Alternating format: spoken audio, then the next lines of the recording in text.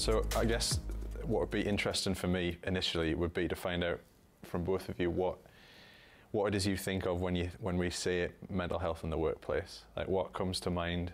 What is it? What do you think the issues are? What do you think people are doing particularly well these days? Obviously it is more of an issue now, and thankfully more people are aware of it. But what is it that comes to mind for you? Lizzy, will start.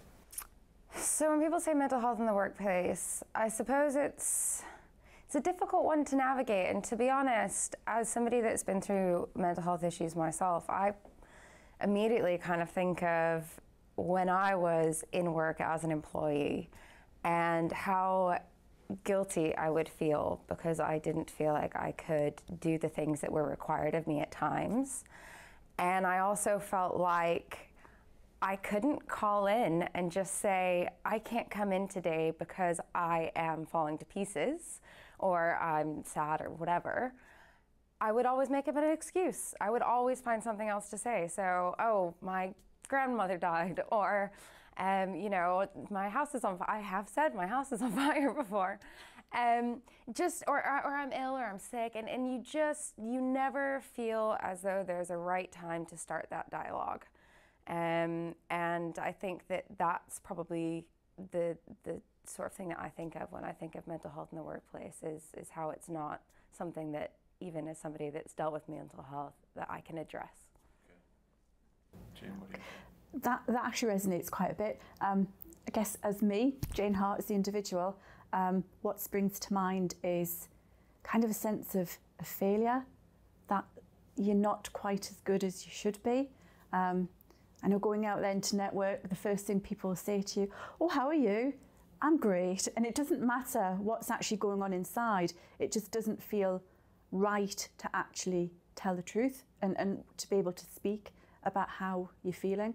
And for me, sense of failure, that you're not getting things right is what comes to mind when I talk about mental health for me personally. I've got a very, very different take on it as me as the employer or me as the person supporting other businesses, but as me, kind of failure.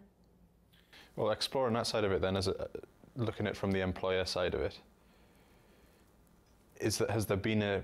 have you noticed an increase in the number of employers that are wanting to tackle this in their workplace? Not necessarily just because they kind of have to, but more they've become more aware of it and they're asking more questions about it, and how can they be there to support their staff in case their staff are having issues, and making it a more comfortable environment for people to start talking about it.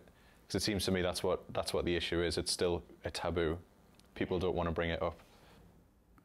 I have seen a shift in approach to mental health by business owners, by employees, by managers. There's more of an openness to talk about it, but I still think there's a lot getting in the way of managers being able to feel comfortable and confident to talk to their employees about mental health. So I think we've still got a heck of a long way to go. And how do you think we kind of make it an open question? How do you start the dialogue? How does someone in a position of authority in a business who wants to make sure that their staff feel comfortable talking about mental health problems, how do you think they get the ball rolling? How do they create a comfortable environment? As someone who, as you mentioned, had issues in the past in a place of work, what would you have maybe wanted to have seen to felt more comfortable about it? Well, I think the first thing is that usually, and this has been the trend so far, and I think, as you said, it is starting to change a little, but a lot of us wait until crisis. Either as individuals that struggle with mental health or as employees or CEOs of a company. We wait until action has to happen rather than trying to figure out how we can prevent it and how we can start addressing the problem before it becomes a crisis. I think a big thing is, number one, just addressing that it exists. When you go for your introduction to the workplace that you might be starting in and you're signing contracts, it says everything about what to do when you're ill, when you're sick, doctor's note, all that kind of stuff. It says absolutely nothing about what to do when you are feeling low and struggling with mental health. I think initially one of the easiest things to do is when you're bringing people on board is to have that as part of the contract. So where they have the sick days, they will also address what happens and what the procedure is when you are having issues with mental health. That alone already makes somebody as an employee feel like they can now come to you and tell you the truth. From there, I think it's also just a matter of education. I think it's understanding the different things that people struggle with when it comes to mental health, and perhaps doing a bit of research into what kind of treatment and therapies they might be accessing, just so that you have a better leg to stand on when that employee does come to you and says, listen, I need some support. But also realizing that, you know, you shouldn't necessarily let that define who that employee is to you. Because I think that is one of the biggest fears is that you do come out and you admit that you're having struggles or problems, and all of a sudden people treat you differently. And there's a difference between, you know, getting a little bit more care and leeway and being treated completely differently. In my experience, when managers come across employees who, well, first of all, we've all got mental health. Sometimes it's good, sometimes it's not so good. If you come across an employee who all of a sudden they're off sick because they've got stress or they're depressed, you can see the manager kind of backing off because they just do not know, they don't know how to have the conversation with somebody. And secondly, even if they do know what to say, they're frightened of the impact of those words, like the fear of saying the wrong thing. And my experience is managers always want to do the right thing. Generally, there are some who clearly don't, but generally they want to do the right thing. Yeah. So to me, the important thing is to support managers and for business owners to be proactive in understanding what their obligations are to employees across the board with everything. But, you know, we're talking about mental health today, understanding the legal obligations around supporting employees with their mental health. And, you know, in the North East and wider, we talk about how hard it is to get staff, how hard it is to keep staff. Why on earth would you not want to create a business that shouts out, I'm going to look after you? Really? Because it doesn't cost much. And there are grants out there. There are actually grants for businesses that want to be proactive towards not only mental health, but physical health.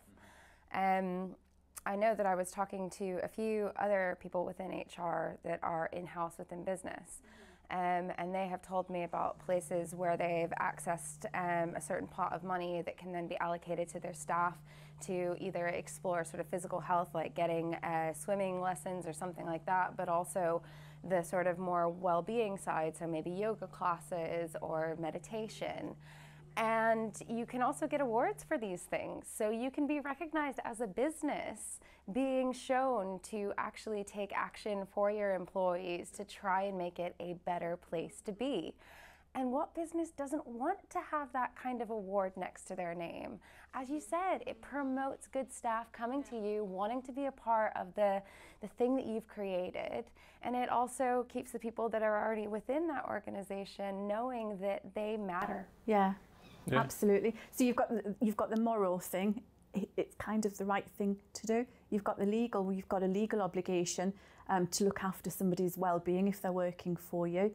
You don't want to be discriminating anybody. But then you've got the business case for having good working practices to attract, to retain the best employees. But also, what does it look like to your customers and to your clients? I was going to say, in terms of how your business is perceived by the wider public, that's going to have a positive effect as well. And I say retention, if you know you're working for a company that has those things in place to make sure that employees always feel like they're in a comfortable environment, the likelihood of them sticking around is much, much greater. Absolutely. And I mean, I know that prior to this, we kind of discussed that there are some stats out there. And I think even as an employer, if you are not motivated enough to want to do it for your employees, at least become motivated enough that you want to do it to save money and increase productivity. When you are happy, when you feel fulfilled, you are more likely to be productive and be at your best to give back into the world. So if for nothing else, take action for that reason, and everything else good as well will fall in behind that. I agree. And you mentioned something before, this is, you know, mental health, that's something everyone has. It's either good or it's not so good. And it only takes, you know, one bad day really for someone to drop up into the bad side of things, and that's everybody. So I think there's this feeling that, like, and I might be wrong on this, but I get the feeling that some people think mental health will only affect some people, that it's not something that can affect everybody. Yeah. But it is, and it just, as I said, you know, you might not think, well, I don't need that, but you don't know what's coming. You know, life's full of ups and downs, and it only takes one particularly bad day to really push you off the wrong side of things and then send you into a spiral where you need that support. Yeah, so I do think there is something about managers making time to get to know their staff, to understand what might cause them pressure, what might be going on outside of work that might be causing them pressure or moving into stress in the workplace. Yesterday I was with a business and I was having a very difficult conversation with an employee, and alongside me the manager of the business was there with me. I didn't pick up on anything with this employee. They had a very, what I thought, very straight face. I was giving them a very difficult message. That manager afterwards said that he was really upset there. I could tell. I was like, how could you tell? And she said, well, I just know my staff. I know what would have been going on. I could tell by the way the person was sitting that they were feeling really upset. I hadn't picked up on that. I didn't know him from Adam, but I thought that was really good that the manager had spent time and effort to get to know each one of those members of staff individually. And I think sometimes we miss that because we're so busy on our delivery that we forget about the people who are at the heart of our business, so that when people are having those bad days, you don't notice it. And those bad days can then build up so that they end up maybe not being at work because of stress or because of mental health. And worse, they stay in the workplace with poor mental health, feeling unsupported, and presenteeism, which that would be classed as, is even more costly than sickness absence, because you've got somebody who's in the business, they're probably not working at their full capacity, they'll not be happy, they're probably affecting the people around them as well. So to be able to understand what's going on in an employee's life, to be able to then pinpoint where their mental health is perhaps tipping over a little bit, is just, to me, a no-brainer. Yeah, and you know, talking about how it can benefit businesses. I mean, these are from the Mental Health Foundation. Better mental health support in the workplace can save UK businesses up to £8 billion per year. So it's not exactly a small sum of money. And you know, the old time is money. If you've got someone who's got a critical role in your business, who isn't able to work to their full capacity because of other issues, then your business is suffering as well. And I'm not saying you should just look after people just for the business sake. Obviously there's a people element to it as well, but there's obviously a business case to add to it. And I said before, I'm not really good with stats, because I think when you look at those big figures and you look UK-wide, it kind of, you lose the sense of, well, what does that actually mean to me as a business? But I mean, we provide HR employment law to probably about 250, 300 SMEs, small businesses across the Northeast. I know if you have an employee who is in your business who's got poor mental health, they are going to cost you. It's just going to happen. And ultimately, if you don't support that person, they are going to go off sick. And then once somebody's been off sick for a little while, it's going to be more and more difficult to get them back into the workplace. And as a small business, how do you cover that work? And even worse, sorry, I feel as though I'm getting on my high horse here. Even worse is if you've got an employee who may be telling you for weeks, for months, I can't cope, it's too busy, I'm feeling under pressure, I can't meet my deadlines, you're giving me too much work, because we all like to try and get as much out of somebody as possible, and they're telling you this, and then all of a sudden they get to breaking point and then they're off sick with workplace stress, you are then putting yourself at massive risk that potentially you failed in your duty of care. And even worse, you could end up in a tribunal for disability discrimination, because sometimes mental health conditions would be classed as a disability. And if you haven't supported that person and then they've gone off sick and make a claim against you, an average award for disability discrimination, I think it's around about 21 grand. And imagine the reputational damage as well when your clients find out. I was going to say, I think as well, if anyone with even the smallest amount of sort of conscience and morality would probably feel bad that they'd let that person down as well, who's clearly suffering, and you haven't been able to notice the signs early enough, or you haven't created a supportive enough environment to be able to have that conversation with that person. I think me personally, I'd feel like I'd really let that person down. Absolutely. But I think what's interesting is that then we kind of move on to this, okay, well, what do we do? Yeah. And I think as managers or people that own businesses, you know, we all, I think for the most part, would like to be able to take that time and have that conversation. But it also depends on if that employee wants to have that conversation as well. So I'm actually working on a business at the minute that is hopefully going to help address that, so that people can actually access a service through work, but is very sort of personal to themselves. I know that there are some great businesses out there that do help workplaces to address mental health, whether that's sending in therapists or whether that's sending in psychologists or even just counselors to come in and talk to people.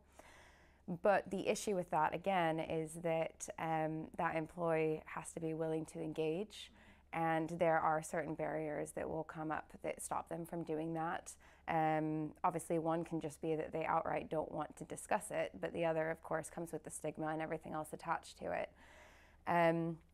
So being able to create something where they can access it, they can access this service, they can find a community, they can find things outside of work, but work is helping to subsidize that, can be a huge thing, because then it's not always necessarily down to that conversation that has to be had between the employer and the employee, but also just what they can offer on a more wider network for that person.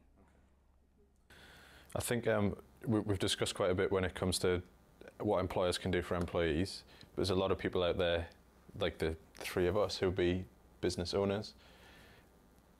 And I think a lot of the times, small business owners, or when you're just starting up, you're putting so much time and effort into making sure the business becomes a success that you can often do that to the detriment of your own health and mental health. Well, I think it's really interesting because a lot of us who go out there and start businesses, we do it because we want that lifestyle change. We want to be able to put ourselves into an environment where we can thrive and we can go after things that we care about. And so to then morph that into something that is damaging us, you really have to take a step back and go, hold on a second, was that part of the plan? Because otherwise you're never going to reach that goal that you set, because you've just thrown all this other stuff in the way and creating more obstacles for yourself in the meantime. So I think there's a little bit of kind of going back and really discovering what your values are. I think there's a lot of life today where we think about goals or some sort of task that we have in mind where we want to get to the other side and achieve something.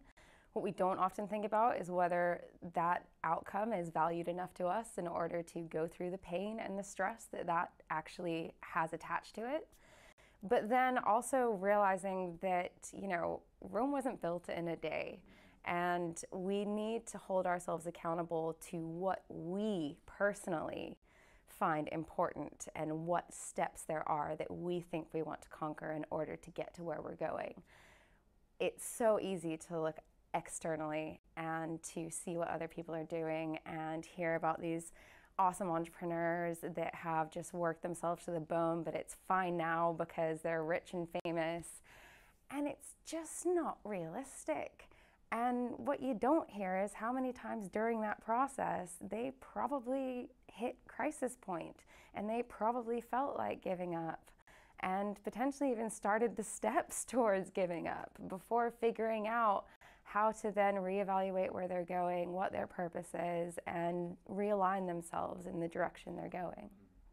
You don't want to tell anybody that actually it's a little bit tough. I'm not really coping at the moment, especially to other business owners and people who perhaps maybe you'd like to work with, because it just feels, as I said before, it just feels like you're failing. So then it's like, well, who on earth do I speak to? Because your family and friends, I think, unless they're running businesses, don't really get it. They just don't get it. So what I have learned, probably at the detriment, because I think last year I got to the stage where actually even going into a network full of people was like, oh, I can't deal with this, which is pretty bad because that's how we get our work, from building relationships. I think, oh my goodness, I need to do something about this. It's building a network of trusted people around you, just a small network of people who you are able to feel comfortable opening up and saying, actually, do you know what? I'm having a bad day. Do you fancy a coffee? And for them to understand, because they've got businesses, they know what it's like. So that was a lesson that I learnt probably last year, was start to build that network of trusted people who understand what you're going through. And the other thing there is, now that I've got a team of advisors now with me, so it's a very different ballgame to my first year in business when it was just me. I could get as fed up, stressed, poor mental health as I personally wanted myself to get to, but it didn't really impact on anybody. But now, if I'm coming in and I'm having a bad day, my team are affected. So it's even more important that I get control over my own well-being and are proactive, because the last thing I want to be going into work is kind of projecting that onto the people. Mm-hmm. And also as a role model, because that's what you are as a manager, you need to be a role model. What does it look like to my team if I can't manage my mental health? How am I going to support them in the workplace? Absolutely. And I think, of course, and I'm sure we've all felt kind of trapped to this, is how excited you get when you begin your journey and how much kind of like, oh, this is going to be great, gung-ho. And we don't ever really stop to think about the side of entrepreneurship, which is very much exposing your vulnerability. Mm-hmm. And that can have a big effect on your confidence, and then your confidence has a big effect on how you pitch your business. So they all lead into each other. And to explore at the beginning that vulnerable side and learning how to be okay with that can really help later down the line when you're thinking, oh man, what have I got myself into? Am I doing the right thing? What if I'm making the wrong choices? And you start to learn that, well, I mean, I'm sure we've all heard within business sort of accelerators and things out there, and advice is that failure is part of the process. And if anything, it can be really empowering. And paradoxically, the more vulnerability you are willing to show, the more people generally connect with you. Yeah, I would totally agree with both those points. The big thing for me was building that network of people that I could trust and go to if there was it's probably business related, but then became a non-business related issue where maybe you are having a bit of a struggle and you think, actually, I wouldn't mind just going for a pint with this bloke and sitting down, just having a chat with him. Because it is another cliche, but when you actually talk to somebody else about some of the issues, it doesn't feel anywhere near as bad as it is in your head. So, you know, you might, and then they turn around and go, well, yeah, but you could just do that. And then, oh yeah, you just haven't even thought about that side of things. I won't name who it is, but I had a conversation with someone once and he said, well, is anyone dying? No. And he's like, well, it's not that big of a problem then, is it? You know, you could probably, you know, I think everything feels more intense in your head than it probably is. And it's about being comfortable enough to talk to people, having a good network of people, as you pointed out, who are probably in business themselves because they understand the stresses, that you can go to and have a conversation with, where you don't even necessarily have to feel vulnerable because you're both you both know what that relationship is and you're both able to share. And I think that's a really important thing. I think talking about accelerator programs, I think that was one of the things that wasn't mentioned enough in the ones I've been on, where people should be going out not just to meet people for business reasons, but to meet people who they can build relationships with, who can help them with the other side of things, because entrepreneurship, when you first start up, it is a lonely existence. You're running a business, unless you've got, even if you've got a co-founder, you're running a business where until you actually build up a client base, until you get staff, it's probably you doing most of the stuff. And not having a support network can be dangerous, because you're going to have good times, you're going to have bad times, and when you have those bad times, if you don't have people around you who can help, I think you can really fall into a bit of a hole and struggle to get out. I think it's also important to acknowledge that I think some of us, when we imagine taking time out, we imagine just kind of shutting down from everything.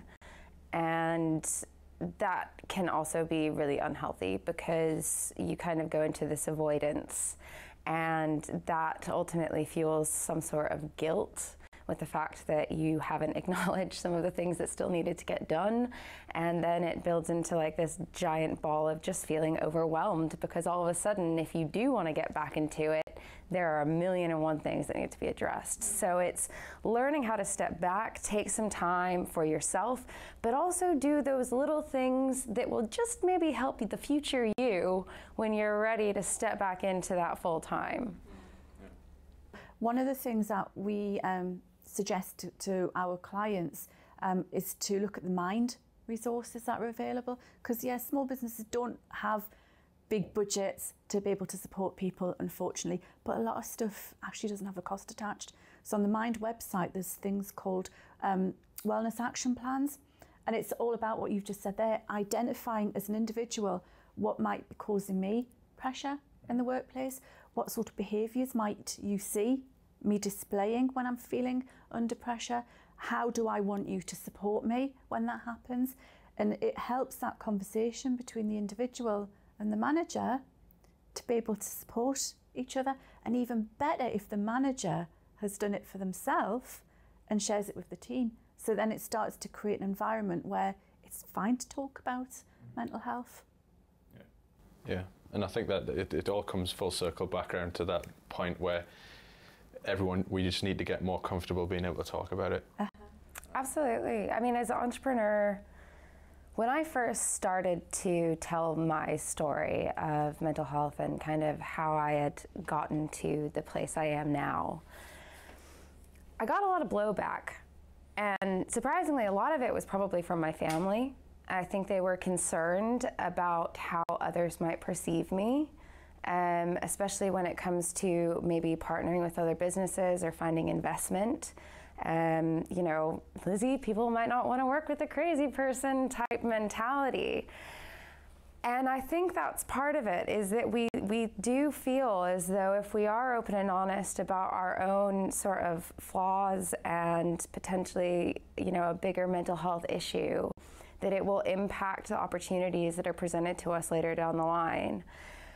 But at the same time, it is about making those people uncomfortable, because I don't think that we will ever get to a point of comfort with mental health if we do not go through a period of feeling uncomfortable about the subject and really facing that head on and knowing that, okay, well, hearing about that story like really hit home. It made me feel a bit vulnerable, a bit exposed, but now that it's out in the open, we can now have a more open discussion and move forward from there. Yeah, I totally agree with that. So a scenario we often come across is when somebody has got mental health and they've been off for a while. It tends to be the employees who've not been with the business too long, and some employers may find that a little bit difficult to handle, in that they've just brought in this new employee and then all of a sudden they've gone off sick with mental health and they get on the defence. It's like, well, why on earth did they not tell us this? They didn't tell us, so why should we support them? And well, first of all, that's legislation-wise, that's probably quite a risky tactic to take. But as an employee coming in, they've just got the job that they really, really want. Why, you know, why would they tell you if you haven't created an atmosphere where it feels okay and safe to be able to talk about those kind of issues? So yeah. So the worry there is that someone would think if I tell them this, I might not get the job. Absolutely. Or that I'll be judged for having brought this up. And yeah, I think that, again, it just seems to come back around to the fact that I think people aren't fully aware of what it is, and that it's something that can affect everybody. Exactly. And that actually it is something that's just as important to talk about as if someone comes in to work and says, I've actually got quite a bad illness, I'm going to be off for a while. I think that a lot of times employers just think that people are being lazy. I think that maybe they're using it as an excuse. But as we've just discussed about the kind of the way that we feel about being labelled, why on earth would somebody use something like that as an excuse, especially with the ramifications that could come with it, you know? So you say that, okay, and this is why it gets very difficult for a manager. Okay, so an example, quite a common example, an employee's done something wrong.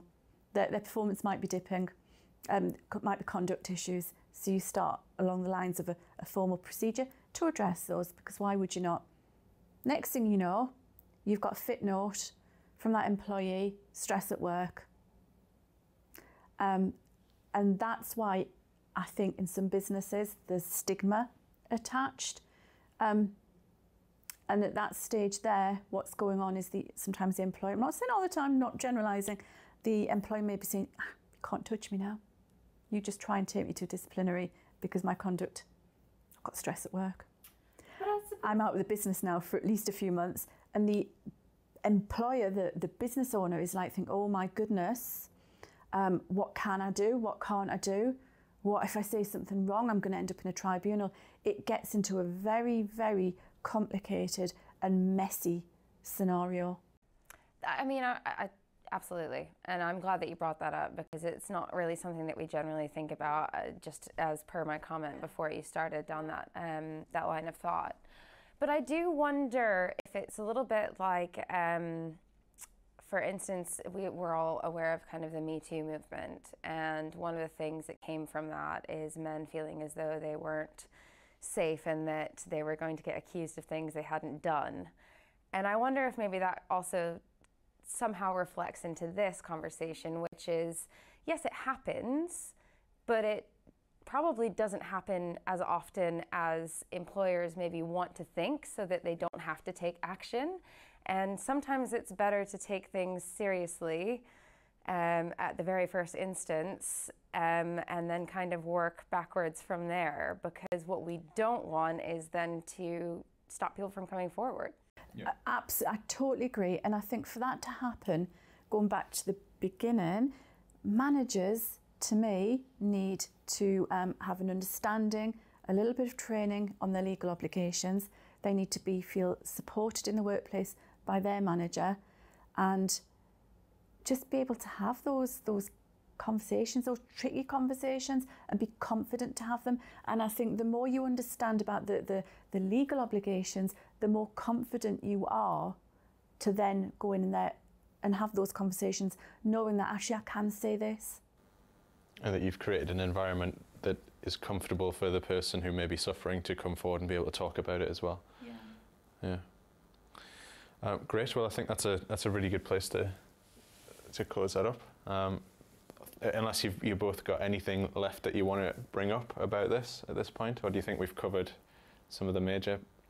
I just think that we need to be aware of how many people we're walking by each day that are in the exact same situation as us.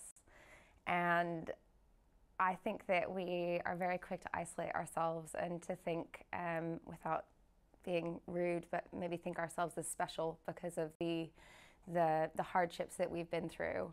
But the reality is that almost every single person that you pass by on the street on your way into work or way out of work is going to be feeling at some point very similar to the way that you might be feeling. And it's incredible that we are all feeling this, and yet no one feels like they can talk about it. And it's a real shame. But to know you're not alone, to know that there are support out there, and that there's people such as yourself, Jayne, that are pioneering for businesses forward with mental health is a real positive. And you know, let's celebrate those too.